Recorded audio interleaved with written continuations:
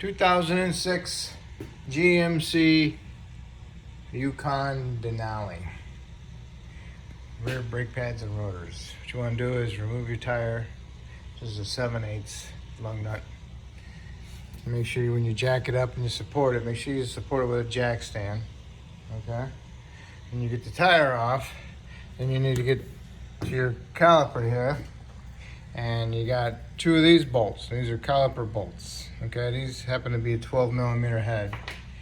One right here and one right there. And you remove them, and if your slide pin spins on you, get yourself a pair of needle nose vice grips, grip them on there, and remove your bolt. Then you need to remove your caliper. So you need to take a flat blade screwdriver, stick it inside here, and pry the caliper off. Okay? Get the caliper off, bring it up here, and sometimes, depending upon if they're remanufacturers or not, they'll have these in there. Take them out so you don't lose them. And what you want to do is you want to inspect your caliper boot, see if they're torn, or if there's any, or if they're wet. If they're torn or wet, you need to replace them. Okay? We're going to set that up there for side for now. And next you need to remove your caliper bracket bolts. There's two of them in the back, and they're 18mm heads. And you can't get an impact in there, but you can get your wrench in there. Put your wrench in there, and take your medium sludge and hit your wrench. Boom. Break them loose. And if you get them broken loose, then you can just use your wrench, or you can use an air ratchet. Okay? If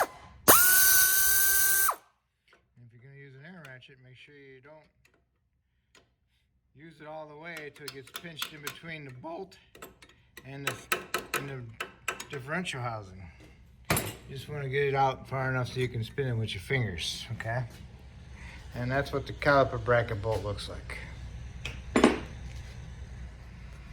Okay, once you get the caliper bracket off, you need to check your slide pins, make sure they're not frozen. If they're frozen, then you need to heat them up a little bit and see if you can pull them out. Twist them with vice grips or put them in the vise and spin them. But if they're frozen, then just go ahead and get a remanufactured caliper with bracket. Otherwise, you need to remove your brake pads. Get the brake pads off of there. Remove your hardware, which is your bundle clips. Pull them off.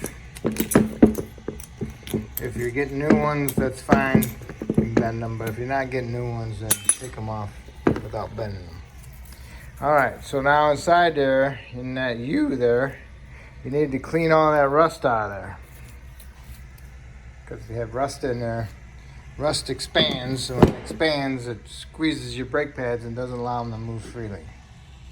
Alright, so you need to clean that up inside there. And what I do is I clean them up and then I paint them. And then I'll take my pins out and I'll wipe them off, and then I'll put some new Seal Glide on them and push them back in. As I'm going in, I spin it. Okay? And then get your rotor off. If your rotor's frozen on there, you need to take your hammer. If you're replacing rotor, this is fine. You go ahead and hit the rotor surface. Okay? Otherwise, you'll have to tap it inside there. And you get it off.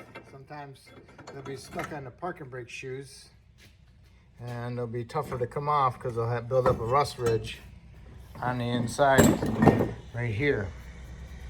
But this one doesn't have it. Then you want to inspect your parking brake shoes, make sure you got any material.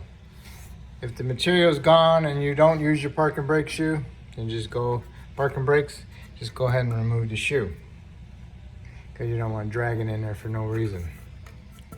But if it's still good and you want to use them, then you'll have to replace it. And there's an adjuster on the bottom right there. You can adjust them like a regular adjuster, And also, you need to clean up your axle, make sure there's no rust buildup or any high spots or low spots. If you got high spots, you need to remove them. Just clean this up and put a fine film of anti-seize on it. Okay. All right, push your pistons back in on your caliper. Make sure your lines aren't pinched to restrict the flow or the return of the fluid. You can use a tool or you can use a C-clamp with one of the old brake pads. Clean up your hub.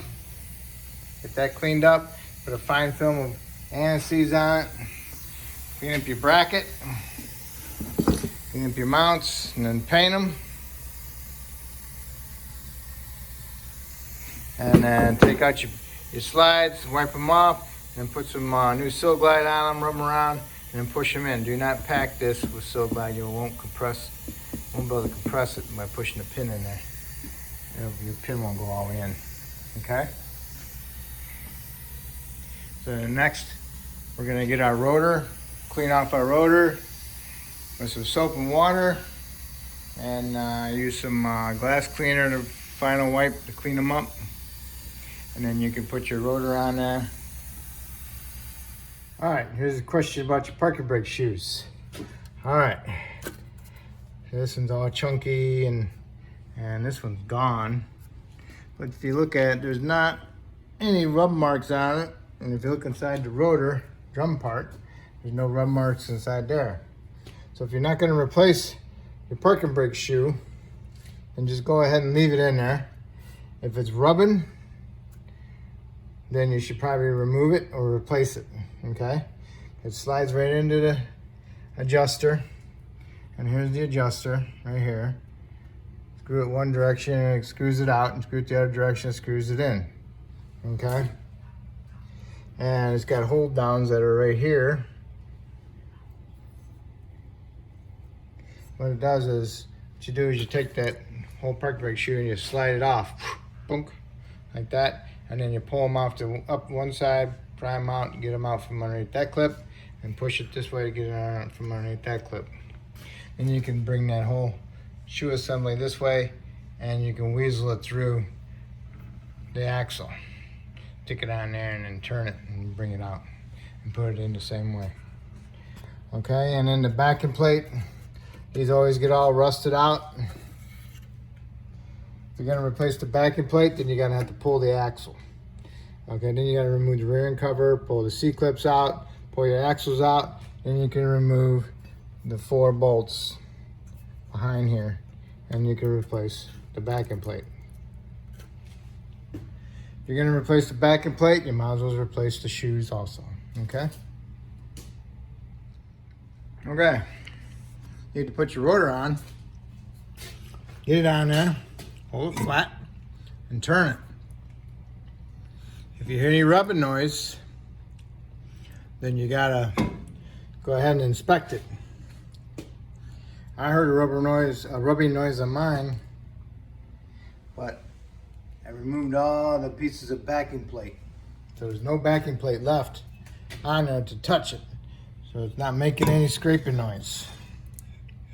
The best way to do it is to remove the whole backing plate or replace the backing plate and the shoes.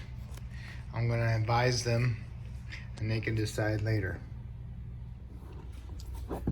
Next you need to do is put the hardware, the bundle clips inside the brackets properly. Make sure you push them in and then push the centers down, because that's what's holding them in, is the centers. Okay, centers got the little clips on them holding them in. Okay, make sure they're flat. All right, so now you're gonna put these on there and bolt them up and snug them up. Okay, you got the caliper brackets on, you got the bolts snugged up. Next you want to torque them to 85 foot-pounds.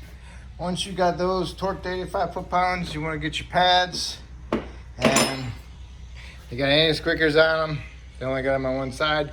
These got them on one side. So each one of them has a squeaker on it. So what you want to do is put the squeaker towards the rotation of the rotor. Okay, and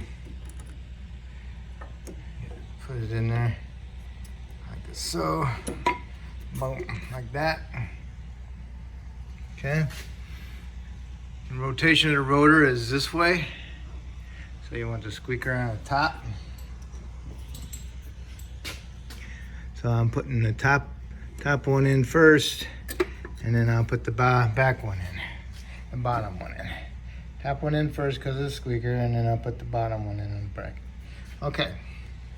Now that you got that in there, now you can put your caliper on and make sure your caliper brake line is not twisted. Your caliper has these, make sure you put them back on. Okay.